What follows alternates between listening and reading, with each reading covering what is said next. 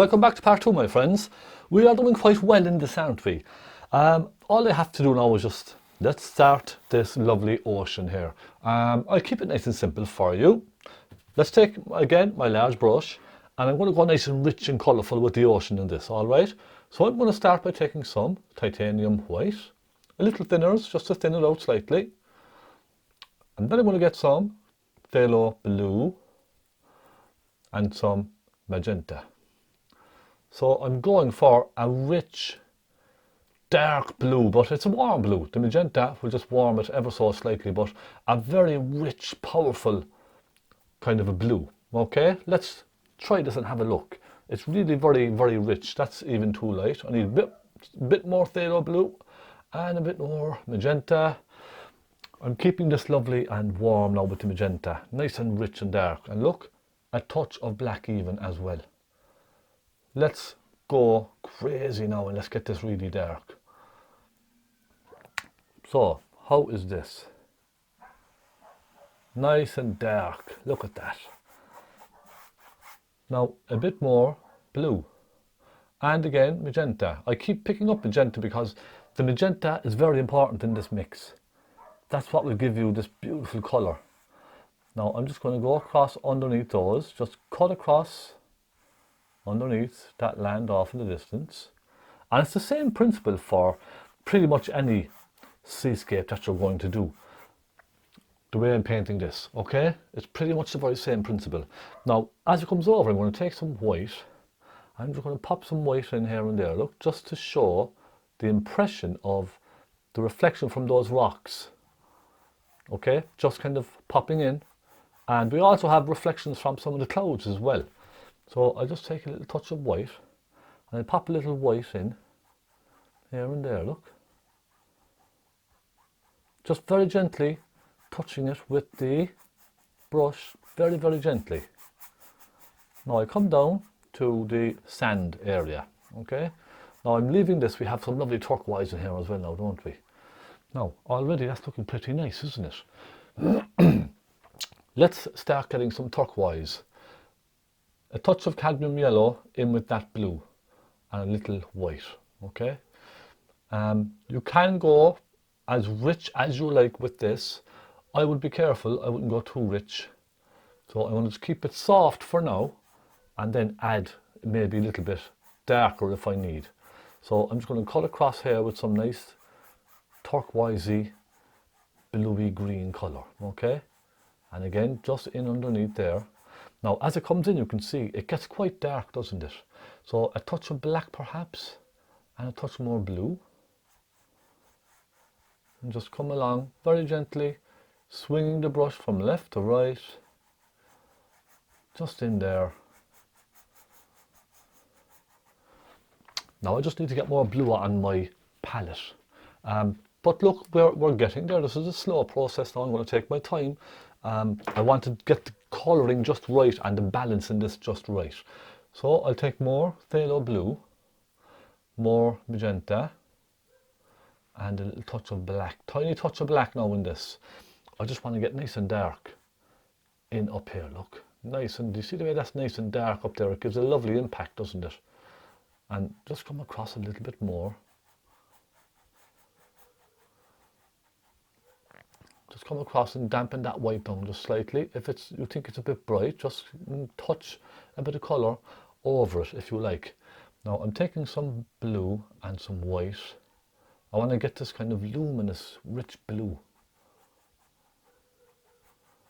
here and there. And you can see all I'm doing is swinging my brush left to right. I'm not being too fussy. I'm not trying to create waves and all that kind of thing, you know what I mean? They will come later, so don't try and get your colour perfect first time. It takes a little bit of time to build up the colour you want. Now I'm mixing a very rich dark green here, and I want to put that rich dark green just into the ocean on this side. Look, you see that lovely colour that comes across? Let's just pop a little bit of it in. Why not? Then we'll take a bit more black, okay, and then a touch of blue into that. So we're going very blacky green here now with this.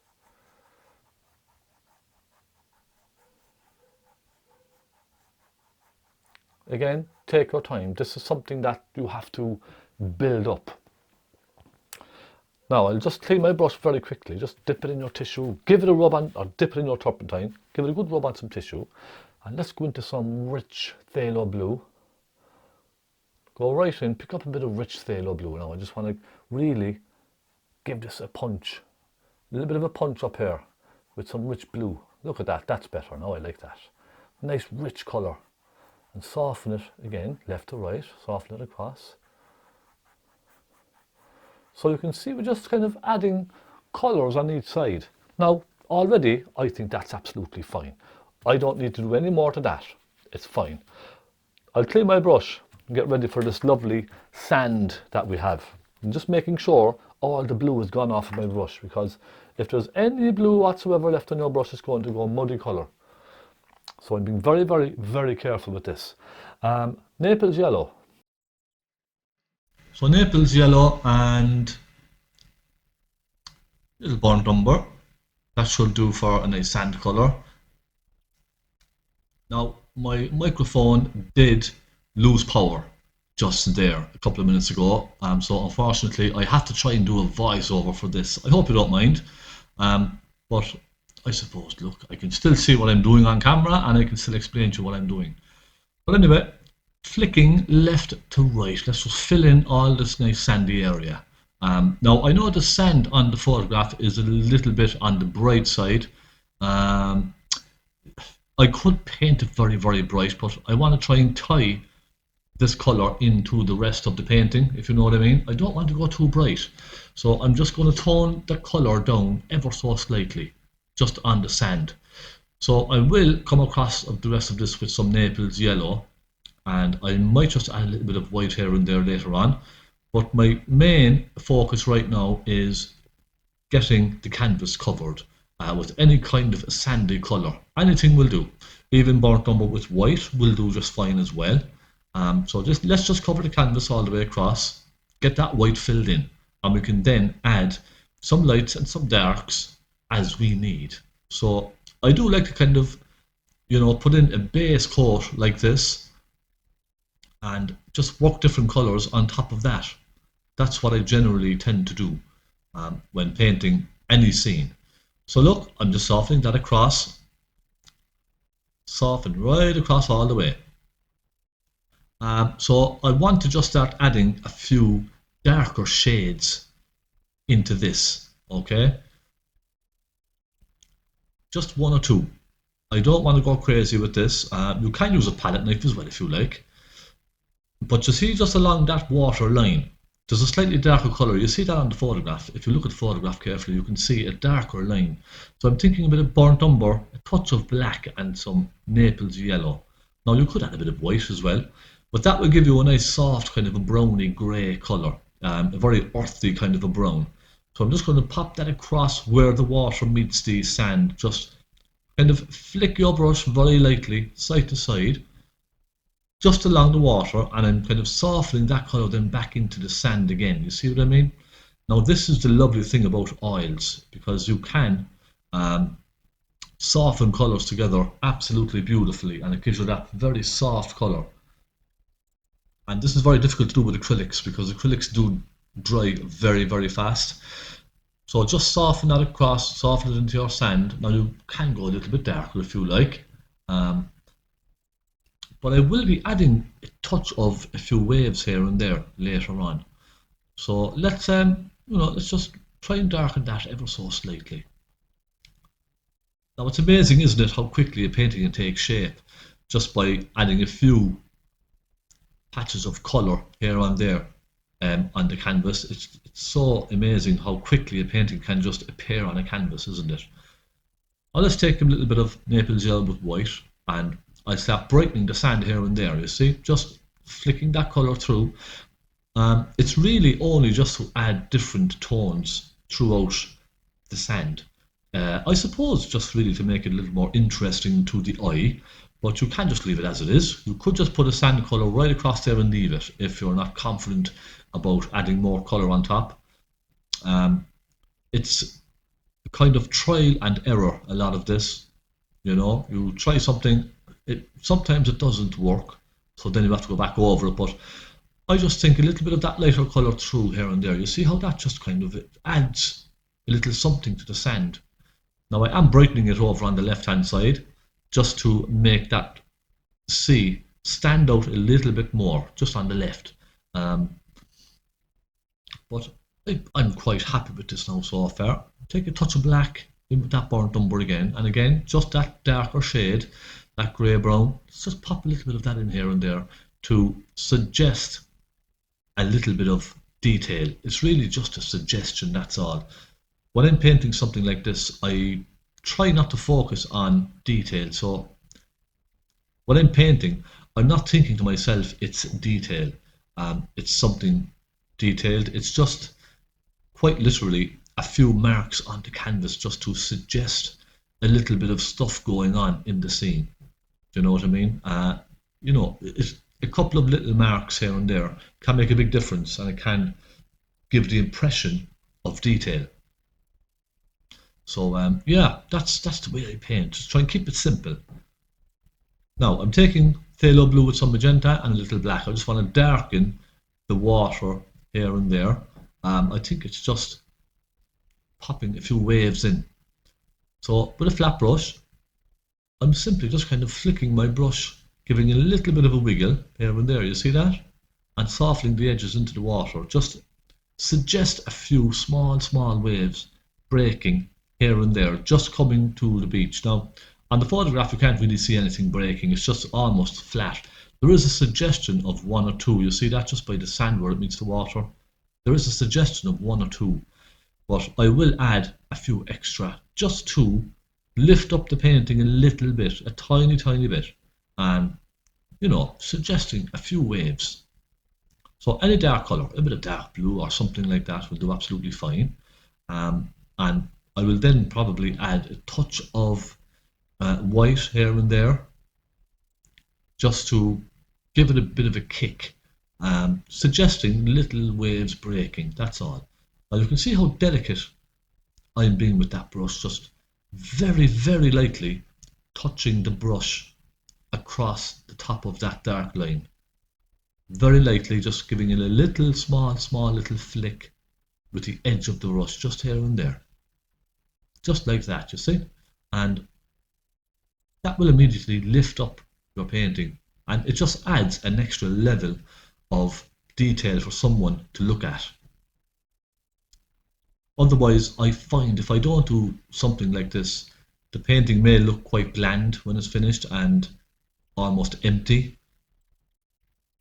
So when I'm painting something like this with water coming onto a beach, I more than likely will always pop a few suggestions of water crashing just here and there, small little ripples. I find it just lifts up the entire scene, and you know, it gives you that extra little thing just to look at in the painting. And again, don't try and focus on detail. So when I'm painting this, I'm not kind of thinking to myself they're really tiny kind of waves and I'm thinking about getting loads of detail in and that kind of stuff. I'm thinking more along the lines of it's just a suggestion of one or two waves breaking. The viewer will make their own mind up, and when you look at this, you will automatically assume it's a couple of little waves breaking on the sand. So don't be kind of too bothered by creating lots of little details. Just keep it nice and simple. Now, a little phthalo blue with some cadmium yellow and some burnt umber, and I just want to maybe get this grass in here. I generally like to start with a nice dark shade of green and work my lights on top of that. So I'm just going to fill in that area down at the bottom of the painting with a nice rich dark green. Now the burnt umber will give this a nice warm feeling. You can also use black and yellow. That also gives a nice warm green, a summery kind of a green. But if you put too much blue into this, it's going to be very cold. So I would say even a touch of burnt sienna as well, and that will just warm your green. Give it a nice warm feeling. So just pop that in very quickly. You don't have to be too fussy with detail in this. Again, just pop it in. I generally kind of look quickly at the reference photograph. I glance at it. I don't sit and focus on a reference photograph for too long, because you get stuck in details and you get bogged down with trying to make it look exactly the same. And if you know me by now, you know that I like to just keep a nice, simple impression of a scene. I think more people would appreciate that as a painting rather than something that looks like a photograph. So just pop in your little areas of the green wherever they are. Pop a little bit of green colour on the canvas, and you can work your lights and darks on top of that. Again, all the time I'm doing this, I'm thinking, keep it simple, keep it simple. And do try to enjoy it. Now I'm taking a fan brush with a little cadmium yellow and burnt umber, but mostly yellow. And this should give us a nice bit of texture across that grass. And again, giving the impression of a little detail without worrying too much about creating detail. But it just gives you that lovely texture, I think.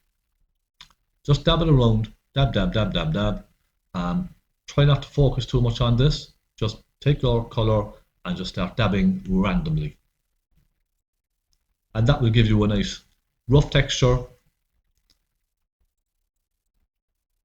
of a grass. Now bear in mind, this patch of greenery is very far away, so you don't have to do big spiky grasses and all that kind of thing. I might just put one or two in to bring it forward a little bit. But generally the technique is just dabbing very quickly with the fan brush and dabbing very small marks. I'm going to add a touch of burnt umber into this as well, just to warm it ever so slightly.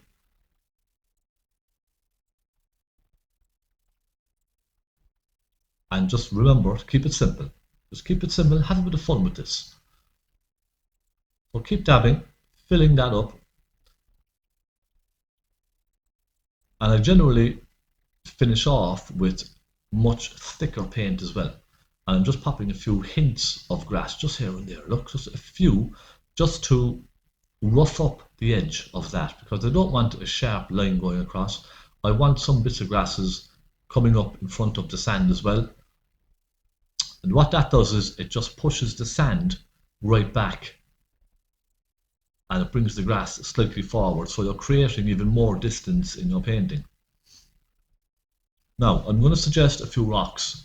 Small brush, little bit of blue, bit of white, touch of black perhaps, and just suggest first some quick shapes of the rocks. Just get the shapes in, and once you have that in, then you can then put in your highlights and your shadows.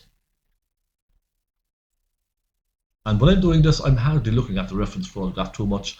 It's just getting perspective and the general shape of the rock and the position on the canvas. I'm not too fussy about getting them exactly the same again. So just, you know, when you're doing something like this, put a suggestion of where you think they are. Try not to focus too much on getting them absolutely perfect. I'm mixing a nice dark grey just to go in underneath and maybe down one side of the rock, just to create a little shadow, because if it's just grey, it's going to look very flat. And the secret for painting rocks and anything in general in a landscape is light and shade. So every object you have in a landscape, when you're looking at a landscape, every object you have will generally have a highlight and a shadow. That's what gives it its three-dimensional look. Whether it's a cup or a vase or some fruit or rocks or trees, anything, there will more than likely be a light and a dark side. So I always pop in my darks and then add some highlights. So I'm just popping in some very dark paint, maybe a bit of black, burnt umber, something like that, and come in under the rocks with those nice dark shades, and that just kind of sits them down. Any little pointy brush will do fine. I'm just being very kind of quick and messy with the brush. Again, not thinking detail, just thinking, moving the brush around very randomly. Now I'm going on with the highlights, you see. A little bit of Naples yellow with white, and catch the tops of those rocks with some light. And I may use a palette knife as well for this soon, just to give them that final, really rich, bright highlight. The palette knife is great as well. You probably have used a palette knife for painting rocks in the past. It's a great idea, and it's a great way of getting lots of texture on rocks as well. But for now, I generally like to build my layers up. Build them up nice and slowly, bit by bit. I'm also going to just suggest a bench. There is a little bench down there on the right hand side. I don't know if you can see that on the photograph, but there's a small seating area just down here, so I will suggest that very lightly. Again, it's very small on the canvas, so there won't be too much detail. Just a tabletop, a few legs, and maybe 2 seats coming across each side. So it's just simply a few brush strokes. That's all it is. Okay, my friends? Keep it nice and simple. And it will be tricky for you to see all of this now, because you're probably watching this on a phone or a tablet or something like that. So the screen won't be that big. But you can just zoom in. If you want to zoom in on your screen on this area, you will get a better view of what I am doing. So I have the dark lines painted. Now I'll just add a little touch of highlight, a little bit of white, and just come across here and there. Firstly, just kind of creating the concrete pad underneath. Just a little bit of white. You can see it's even mixing with the green, so that doesn't matter too much. It's just a suggestion, that's all. Take a little naples yellow, pop a few highlights across here and there, just to separate those dark lines. Again, just very, very rough and very loose. And I'm quietly impressed about how this has turned out so far. My favourite part would have to be those cliffs. I think they turned out fantastic. Again, just take a little time when you're doing something like this, especially cliffs. Take your time and do little bits at a time. Don't go crazy with a palette knife immediately. Sometimes a few small touches is plenty. Now you can see I just added a few little darks at the end of that green bank just on the left. Just a little sense of detail. And just to sit that down on the beach, and I'm adding more darks under those rocks as well, giving them a little bit of a shadow. And I will then just kind of add a little bit of grass underneath those, just to sit those down with maybe a fan brush or something like that. I would never let my rocks just sit on a field like that. I think it's a good idea maybe just to go around with a fan brush and just dab underneath the rocks, just to sit them down a little bit more. And it gives you that lovely faded look as well, doesn't it? Now I'm taking a touch of burnt sienna, and I'm going to suggest a few people on the beach, just a few tiny, tiny little marks with the brush. And these people are very far away, so really it's like painting miniature carrots. If you can paint the shape of a carrot, then you can paint a person, really. I'll be honest. These are just little tiny, tiny shapes of carrots with a dot on top for the head. That's all it is. And don't forget to just sit them on the sand with a tiny, tiny bit of the same colour underneath, and just soften it through the sand. Very, very lightly. But it's just about making the scene look busy. And it's a good idea to add something like this, because this will also give you perspective in your painting. So just very tiny marks off in the distance with very point of your brush, and you can even use your fingertip to soften them back through the sand slightly at the base. Again, that just helps them sit down on the sand rather than to be floating on the sand. So it's a good idea to do that as well, I think. Now you don't have to go mad with all of this, just 1 or 2 little touches of colour here and there. You could suggest maybe a little football or little bits of rocks, that kind of thing, with the very tip of your brush. You see what I'm doing? Just wiggling my brush here and there, dabbing, just to suggest little bits of this and that on the sand. It could be bits of branches, it could be bits of bogwood, anything at all, just to add a bit of that detail. Now, a little touch of naples yellow as well, and the very same thing. Just go around and add little dabs of that naples yellow here and there, because you can see immediately it looks like detail, that there's lots of bits and pieces going on. It does give you that impression, but realistically it's just a few brush strokes, isn't it? So have a bit of fun. Now I'm taking a fan brush with some naples yellow, and again just popping over that grass here and there, just roughing up the top edge. And one of those rocks as well, you see, just to sit those rocks down, and they almost sort of disappear into the grass underneath. So the fan brush, I think, is probably my favourite brush. I do love a fan brush and palette knife, I must admit, because they're so versatile and you can do so much with them in a short period of time.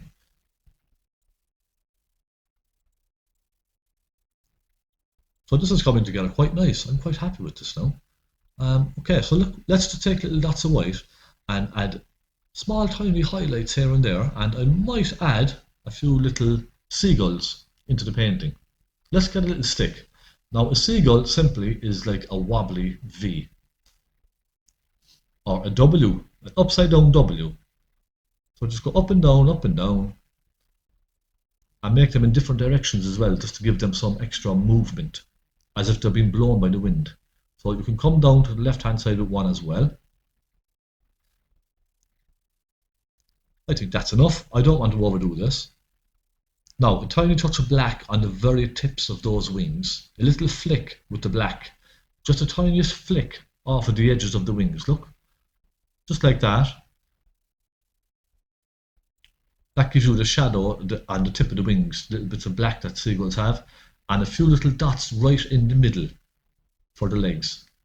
Small tiny little lines coming off for the two legs, and a tiny dot on top. And there we are, 3 lovely seagulls finished, just like that.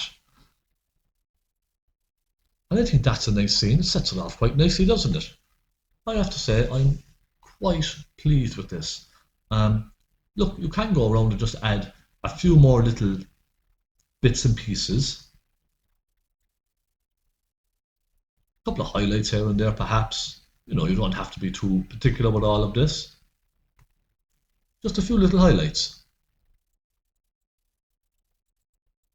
The trick with this, I find, is knowing when to stop, because if you keep going you could make a mess of the painting. So that's the secret, I think, is knowing when to stop, and I think that's probably enough, people.